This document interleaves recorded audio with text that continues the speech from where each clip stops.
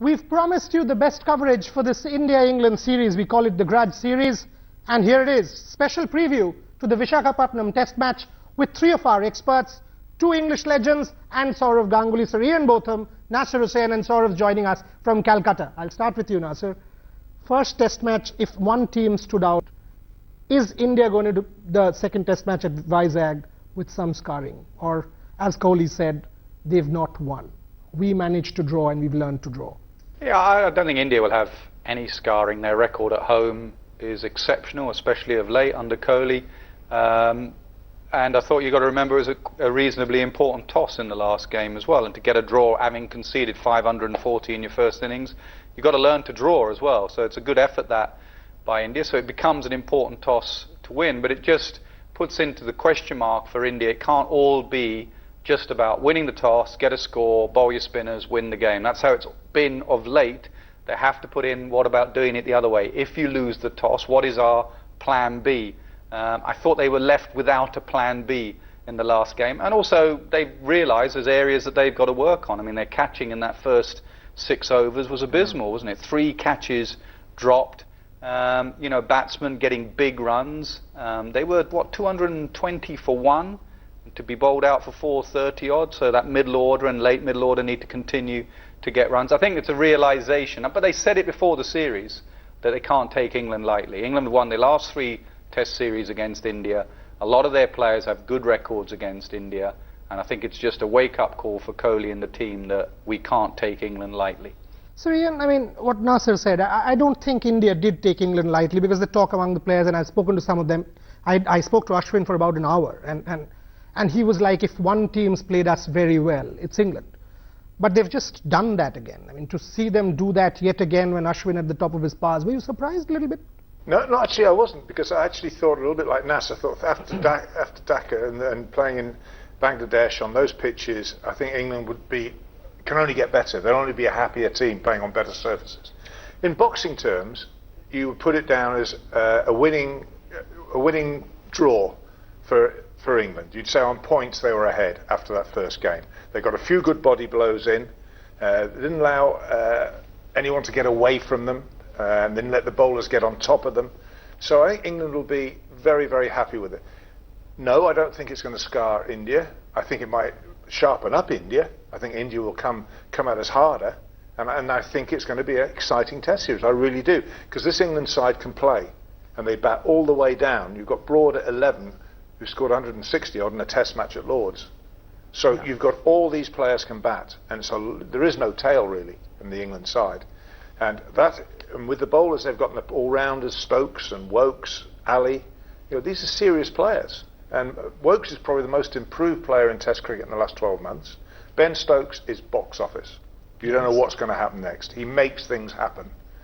He's great. From our point of view, to have to watch him every week is a real hardship, believe me. It is magnificent. You just don't know. He keeps on surprising us. And he will, you know, the Indian crowd, you must remember, before this last test match, had only seen him make 0-0 and 0. Yeah. And then he got injured and didn't play anymore. Well, he's a different player now. And this England side have a different mentality. New management that came in a year or so, 2 years ago. New thought patterns. Captain expressing himself, not just on the field, but in the dressing room. England are a tougher opponents than probably when they won here the last time. Saurav, I mean, Sir Ian is absolutely spot on when he mentions Ben Stokes. I mean, someone who can get a 258 in South Africa is no joke. I mean, he's serious talent. Maybe the next Ian Botham in the making. You've got to do serious stuff to be Ian Botham, but yes, the talent is there. But would you say India was under par, or would you say England was just really good in Rajkot?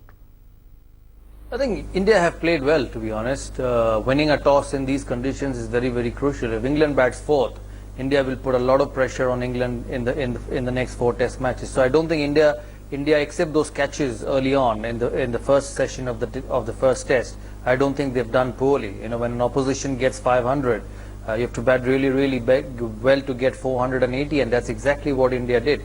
Yes, there was a bit of hiccup, but I think it was still a long way away from winning the test match. But you got to give credit to England, you know, because 5 test matches since 2012 in India, and they've played better than India. So that is the point which India needs to keep it in mind, except that first test match in Ahmedabad in 2012. You look at Bombay, you look at Calcutta, you look at Nagpur, and you look at Rajkot now.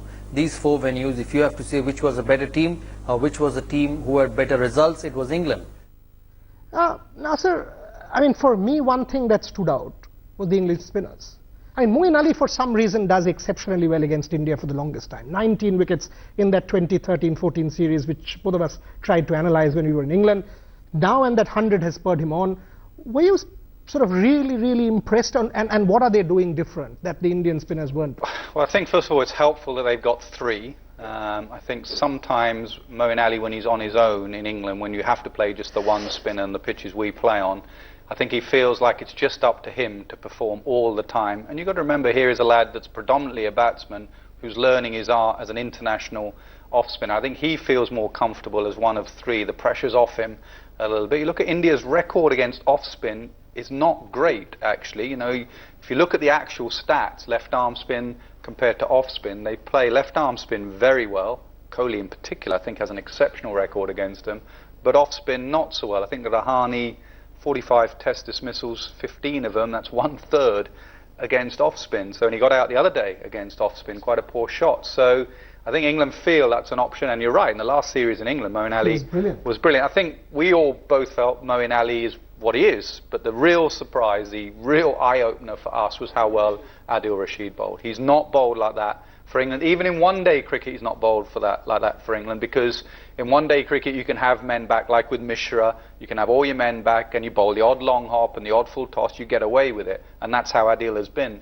I have never seen him bowl with so much control of length. In Bangladesh he didn't bowl like that. So something has clicked for Rashid, whether it be just one game, or if you're an England fan, you hope that's for the whole series. And also at times, which is amazing, it didn't look like they were picking him every single time. And for an Indian batsman not to pick an English leg spinner, it's usually the other way around. So it's a credit to Adil Rashid. Clearly Vijay didn't pick him, and the googly was a sharp turn. I mean, and it was an exceptional spell. I mean, he was getting sharp turn and bounce, Adil Rashid. Yeah, and I think you need to have a look at the background to why it's happening, or possibly why it's happening.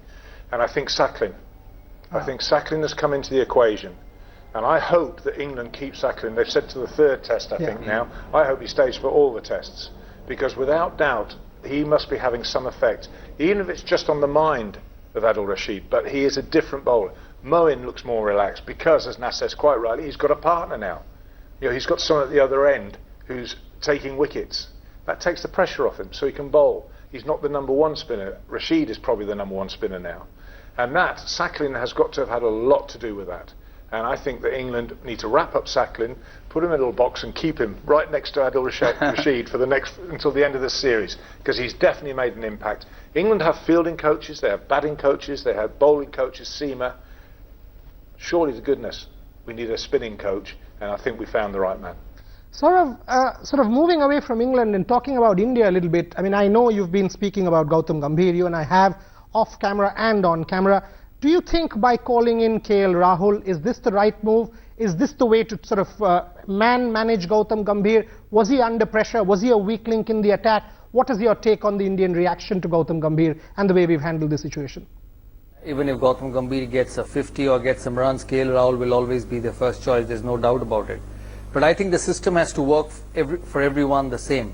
You know, just like Rohit Sharma got so many opportunities in spite of failures, they kept bringing him back and kept giving him confidence that we need you to perform. I think the rule should be the same for everyone. Yes, Gambhir struggled in this test match, got a good delivery, I thought, from Chris Wokes in the second innings, which just bounced a bit and it went to the third slip. Now, if you want Gautam Gambhir in the side, you have to give him confidence. Do you think Gautam Gambhir sort of, you know, perhaps was a bit of a going back thing rather than looking ahead? Or KL Rahul, correct call? I think, you know, India should now look forward all the time. Rahul is the future. You know, get him fit, get him in. I think the selectors have done exactly the right thing. You know, if India can strengthen their batting lineup, then England will realise, right, we're really into this series. This is the side we expected to play against. And the one man who is the future is Ravichandran Ashwin. I mean, yes, he's had one bad test match, but sort of speaking to him, you know he's full of confidence, he's growing well with the bat, doing well with the ball. Were you slightly disappointed, or do you think he'll come back really hungry? Oh, I have no doubt he'll come back. You know, he's a proud man, he's a clever man, he's an intelligent man. He will work it out for himself. Of that I have no doubt. And what's impressed me the most is his batting. With the bowling we've known about for a long time. We know he can bowl, he's been doing it, but to push him up to number 6, and he's responded really well. And so that gives the team more options, batting or bowling, depending on the conditions, when you've got a genuine all-rounder, and he has now become a genuine all-rounder. Before I go into a break, were you impressed with Virat at least? I mean, the way he batted in the last day, even that he took that call about one over. So he basically did not lose his sense of humor even when under pressure. Yeah, it shows how crystal clear his mind is, that when the ball bounces over his shoulder for a spinner, that he's calling for one bouncer for the over. It shows that his mind isn't scrambled, that he's always thinking. It didn't surprise me in that second innings, because he is an absolute street fighter, this bloke. He really is. I mean, that's why he's so brilliant in run chases in one-day cricket for India, because he sees that target and it's like, over my dead body, I'm going to get that target. And it was the same the other day, batting second. It's over my dead body, you're going to win this test match. No way, I'm going to be here at the end. It didn't surprise me at all. This bloke, you know, at times his captaincy, having lost the toss, he could have worked on certain areas with his captaincy. Like at times he spread the field out when new batsmen came in and he should have attacked. But as far as his batting goes, I mean, he was unlucky in the first innings. You know, if you really think about it, England didn't get him out in the test match. He got himself out by jumping on his stumps. So that's a good sign for India that Kohli, who hasn't got a good record against England with the bat, played really well in that test match. As Nasser said, time for a quick break, but yes, I mean, if you were there in that press conference in Rajkot at the end of the match, it was as if what Virat was trying to tell all of us was, over my dead body, this series will be given up. Yes, the second test will be one cracker. It's set up beautifully, and we will continue this conversation with two legends here, Ian Botham, Sir Nasser Hussain. Mr. Nasser, before I went into that break about Virat, Saurav, the same question for you. I know you're a great Virat Kohli fan. Did that sort of tell you that this man, even under pressure, was enjoying himself? I think it also shows his presence of mind. You know, he hasn't lost the fun bit in spite of under pressure, and it also shows a very clear mind of Virat Kohli, as Nasser Hussain said it on air very rightly, and that it just shows the clarity of his thoughts. You know, he's just ready to take one ball at a time and play on his merit, and that's why he's such a class act. So it's good fun. It's good fun to watch, and it's great to see, and for all athletes, that there is still a bit of fun in sport in spite of being under pressure. Do you think England could have won the match somewhat? The only thing is to be wise after the event and say, should they have declared a little bit earlier? When you look at a final scoreboard and they're 6 down and they're nowhere near the target. But, you know, Sir Ian's right. For most of that game, the pitch was really flat. In 4.5 days, there were, 20-odd wickets. So, you know, he had to be a little bit conservative. First test of the series. I think you ask most pundits what would they have done. Most of them would have said, bat on till just after lunch and declare at 300. So maybe he went 5 minutes too many to get 310. You agree? Absolutely, I said it on air. We were all asked actually that morning, what do we think would be the declaration? And I said, well, look, maybe 50 overs maximum, and you want 300 on the board. Overs. And it's 49 overs and it was 300. And I think he did exactly the right thing. It's the first match of a 5-match series. The last thing you want to do is give the opposition when you've dominated the game for 4.5 days, why would you suddenly risk throwing it all away in 60 overs? So after the first test, will I be right in saying that they now perhaps have the self-belief that they can even win this series? Absolutely. I think they believed that before the start of the first test. I spoke to a couple of the boys the day before, and they were very buoyant. I think they were pleased to have gone 1-1 in Bangladesh. Okay, we lost the last test, but it was exceptional circumstances. But, like Nas said earlier, to come then onto that pitch, it would be like going to heaven. You know, suddenly I'm playing on a pitch, the ball's bouncing, it's coming through, I can play my shots. In fact, Alistair Cook, at the very start of that test match, was the most uncomfortable I've ever seen him at the start of the game, because I think he was suddenly going from pitches that were going sideways and slow, suddenly He had a couple that bounced. He should have been caught second or third ball of the game, and he wasn't. But then he settled in. And then you sort of knew he was going to get runs. Alistair Cook in India, this is a strange one. You know, it's Southampton 2014, Ravindra Jadeja drops in third slip. Everything changes for Alistair Cook. 95, 3 test match wins. Here also, I mean, we drop him, Alistair Cook gets another 100. The most successful batsman in Asia with 900. It's remarkable, isn't it? His record is remarkable. We were looking at the stats from the last series here, and we all remember the 100 in Ahmedabad, and we all definitely remember the 100 in Mumbai. Everyone forgets the 190 in Kolkata, and he was only out, I think, jumping over the ball at the non-strikers end, run out ridiculously, should have got 200. His record against India is phenomenal, and he said to me on interview when he did his 100th test match, and I said that to him, have you seen your record in the subcontinent? You know, it's better than anyone. And he went, yeah, not bad for someone who only has 2 shots, you know, a little clip off the hip and a square cut. And he doesn't come down the top like Vijay and hit over the top, and he doesn't slog sweep, and he doesn't reverse sweep. He just knows his game, and he sticks to it, and he sticks to it, and he sticks to it.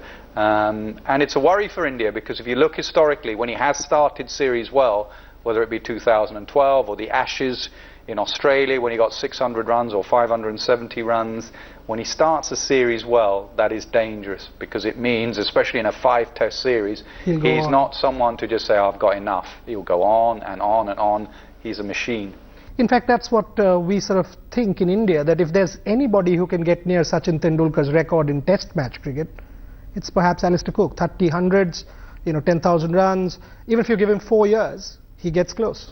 I don't see anyone else in the game with a chance of getting close, and he is the only person with a realistic opportunity. You know, 5100 is a long way away. He's got 30. He's doing quite poorly. He's just got 30. Yeah. You know, I mean, most other players would be delighted to have 30, but he will be thinking. He's hungry. He's not 32 yet, so he's got plenty of time. Will he get there? Time will only tell. Yeah. Realistically, he's got a chance. He has got a chance. And I can't think of anyone else in world cricket who's got that chance at this moment. Let's switch it a bit. I mean, how do you analyze Virat Kohli as India's test captain? If you've followed him over the years, this 5-bowler theory is a departure from what Mahendra Singh Dhoni used to do. There's a bit of an aggression. I mean, the body language has changed. He talks about winning. Your impression of Virat Kohli as captain? Well, I don't see Virat being any other way. You only have to watch him play. He's not a negative player. He's not a negative thinking man. He occasionally drifts off a little bit. I think he got frustrated with the catching and the fielding in that first innings of England. And I think he maybe just lost it for a little while, but I think that was just pure anger. You know, he was upset and felt we'd had the chances to make big inroads, and we'd blown it. We dropped 3 in the first 6-7 overs. The only thing I'd be concerned with is if the captaincy becomes a burden for him, would it then affect his batting? Which it can do. At the moment, I don't have any problems whatsoever. And I'm sure that Virat, if he says, oh, you know, this is too much, I need to just play, but he doesn't strike me that kind of person. I think he likes the best players, and the best team players want to be in the hottest place in the kitchen. And I think Virat Kohli wants to be there. Give me the challenge, give me the hardships, and I'll come through it. Sort of a different question compared to this series. Virat Kohli suddenly is faced with competition. I mean, so far, away series in Sri Lanka, beating South Africa at home, decimating New Zealand at home, beating the West Indies. Here comes competition. Steve Smith started brilliantly, taking over captaincy, 2-0 down against South Africa at home. Kane Williamson started well. The 3 poster boys, except Joe Root, who's not yet captain, suddenly the 3 poster boys have the most difficult challenges staring at them. Yeah, it does go a little bit like that with captaincy. You look at the graph of most captains, in particular England captains who I can talk of, you know, you start well, and the whole build-up and the whole feeling and passion about being your captain of your country, so your performance goes like that. Look at Virat's performance, look at Smith, look at Cook, Strauss, Atherton, Hussain, everyone. And then, like Beefy says, the pressure of captaincy, especially with someone like Kohli, because this period, 13 test matches plus all the one-dayers, he's going to need to be looked after in the certain way that certain other cricketers are going to need to be looked after, like Ben Stokes for England. So you do keep an eye on that.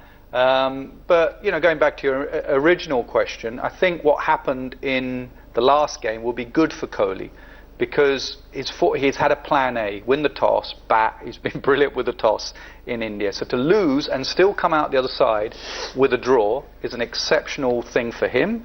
It shows that he can fight. He's not just going to roll over if he loses the toss. So one or two things I would have done different as captain. I was a little bit surprised when Root and Stokes came together that he pushed the field out straight away and he offered left hand, right hand just to knock it around and take the single, and they both got 100.